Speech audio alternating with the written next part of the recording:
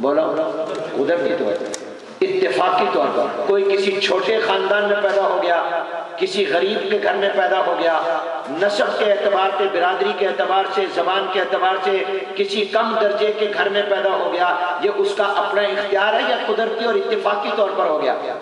بولو. تو اللہ کہتا ہے یہ اتفاقی طور پر چیز میرے نزدیک فضیلت کا مدار و معیار نہیں ہے. میرے نزدیک تو فضیلت کا مدار وہ ہے جو تم اپنے اختیار سے کرو. تمہارا اپنا اکتساب، تمہارا اپنا اختیار، تم اپنے ارادے اور اختیار سے اگر نیک عمل کرو گے اور تم اپنے اختیار اور ارادے سے اچھے عقیدے اختیار کرو گے، ایمان اختیار کرو گے، تقوی اختیار کرو گے، خاندان میں سے ہونا یہ تمہارے ارادے محنت کے بغیر ہے. مدار اس پر نہیں ہے، مدار وہ ہے جو تمہارے ارادے محنت اور کسب سے ہوگا، تمہارے عمل سے، مجاہدے سے، ریاضت سے ہوگا، اور وہ ہوگا جو تقوی، نیکی، عمل اور کردار ہوگا. اس کی وجہ سے تمہیں فضیلت حاصل ہوگا،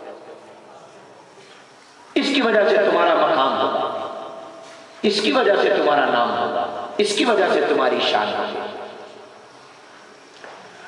اور تیسری بات فرمائی اللہ نے قرآن میں، یہ مختلف قبیلے اور خاندان یہ تکبر اور فخر کے لیے نہیں، یہ پہچان اور تعارف اور شناخت کے لیے. جیسے آپ دیکھیے مختلف ناموں سے دنیا میں ملک ہے تاکہ پتہ چل جائے یہ کس ملک میں رہتا ہے. یہ ملکوں کا نام مختلف ملک یہ فخر اور تکبر کے لیے نہیں، تعارف کے لیے. جیسے کمپنیوں کے نام مختلف ہیں، شہروں کے نام مختلف ہیں، لوگوں کے نام مختلف ہیں، اسی طرح میرے دوستوں برادری، قبیلہ، علاقہ، وطن، زبان، یہ تمام اونچ نیچ، یہ تمام فرق تکبر کرنے کے لیے نہیں ہے، صرف تعارف کے لیے، کیونکہ اس پر شریعت کے بہت سے احکام کا مدار ہے. پتہ چلے کہ کون تمہارے اسبا میں داخل ہے، کون غیر اسبا میں، کون ذوی الارحام میں، کون ذوی الفروض میں، کس کو وراثت میں کتنا حصہ ملنا ہے، کس کو کتنا، اس کا رشتہ قریب کا ہے، یہ بیٹا ہے یا پوتا ہے. اب بیٹا اور پوتا ہونا اس لیے نہیں کہ بیٹا پوتے پر تکبر کرے، تو بعد میں آیا نہ پہلے، نہیں، وہ تو اس لیے ہے کہ وراثت میں حق پہلے کس کا ہے بعد میں کس کا ہے. یہ تعارف کے لیے ہے، پہچان کے لیے ہے، تاکہ پتہ چلے اس کے مطابق شریعت کے احکام نافذ ہو جائے. یہ تکبر کرنے کے لیے نہیں ہے.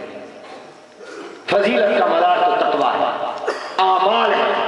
حضور علیہ السلام نے فرمایا میری بیٹی لخت جگر نور نظر سیدہ فاطمہ الزہرا رضی اللہ تعالیٰ عنہ سن لے، تو میری بیٹی ہے، اور تو بیٹی ہے اس پیغمبر کی جو تمام پیغمبروں کا بھی پیغمبر ہے. تو بیٹی ہے اس رسول کی جو رسولوں کا بھی رسول ہے. تو بیٹی ہے اس نبی کی جو نبیوں کے بھی نبی ہے. تو بیٹی ہے اس پیغمبر کی جس کے لیے اللہ نے کائنات بنائی ہے. مگر اس پر کبھی ناز نہ کرنا، اس پر کبھی انحصار نہ کرنا کہ میں تو حضور کی بیٹی ہوں ایسے ہی جنت میں چلی جاؤں گی. نہیں، یاد رکھنا اپنے ساتھ کچھ نیکیاں اور اعمال لے کر آنا. جس کو اس کی نیکیوں نے پیچھے کر دیا اس کا نسب اس کو آگے نہیں کرے گا. یہ لفظ فرمایا جو سونے کے پانی سے لکھنے کے قابل ہے. من بتا بھی عمل، جس کو اس کے عملوں نے پیچھے کر دیا. نیکیاں تھوڑی، نمازیں تھوڑی، اللہ کی عبادت کم، دوسرے کی عبادت زیادہ.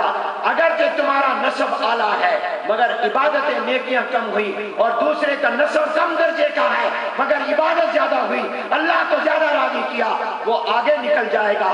جس کو عمل نے پیچھے کیا ہو اس کا نسب اس کو آگے نہیں کر سکتا. اس پر کبھی تکبر نہیں کرتا. یہ نسبت برکت کی چیز ضرور ہے مگر یہ نسبت تکبر کی چیز نہیں ہے، تعصب کی نہیں ہے کہ دوسرے کو کمتر سمجھنے لگ جائے. حضور علیہ السلام نے یہ جو قرآن اور اپنی احادیث سے زبانی فرمایا، زبانی نہیں صرف عمل کر کے دکھایا، اپنے صحابہ کا مزاج بنایا.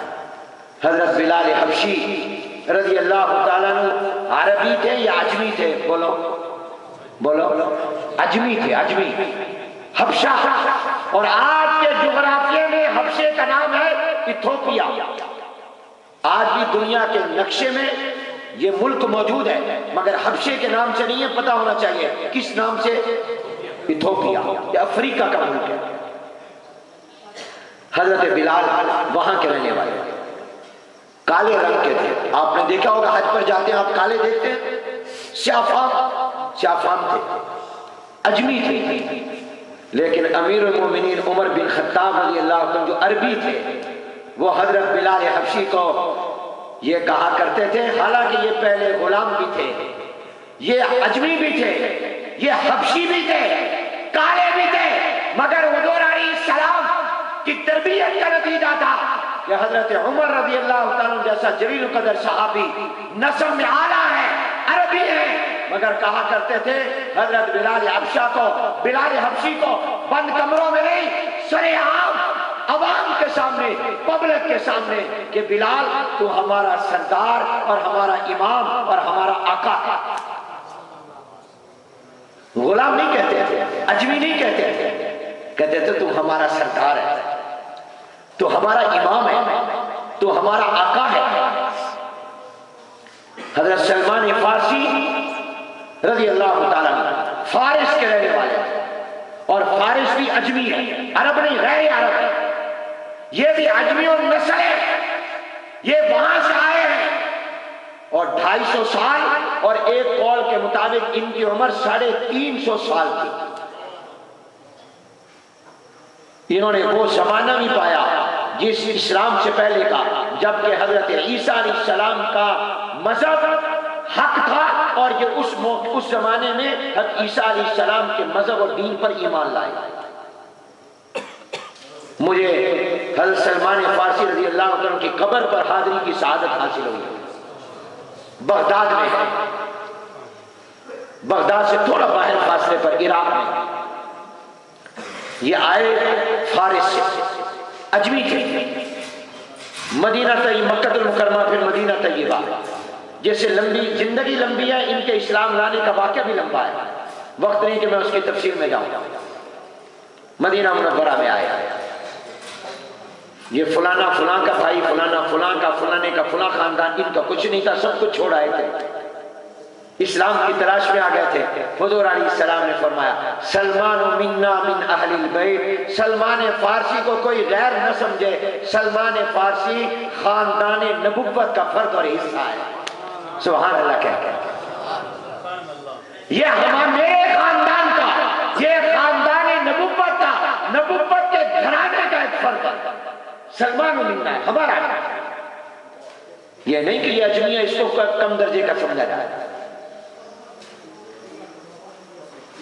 عبداللہ ابن ام مکتوم رضی اللہ تعالیٰ نام سنا ہوگا، نابینا صحابی، آنکھیں نہیں تھی، نابینا، قرآن میں انہی کا ذکر ہے۔ عبس وتولی ان جاءہ الاعمی وما یدریک لعلہ یزکیٰ او یذکر فتنفعہ الذکریٰ۔ یہ اعمی، یہی مراد ہے، باقاعدہ اللہ کی ناراضگی کے احکام آ گئے، تھوڑا سا دوسروں کی اسلام کی لالچ میں تھوڑا سا ان کے بارے میں ارادہ ہوا، اللہ نے قرآن کی آیتیں اتاری، نابینا تھے۔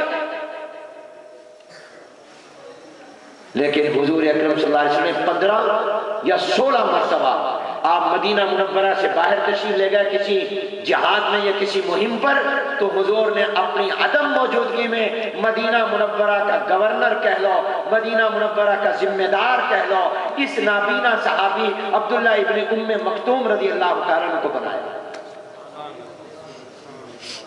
جو حضور کے خاندان سے تعلق نہیں رکھتے، قریشی نہیں ہے۔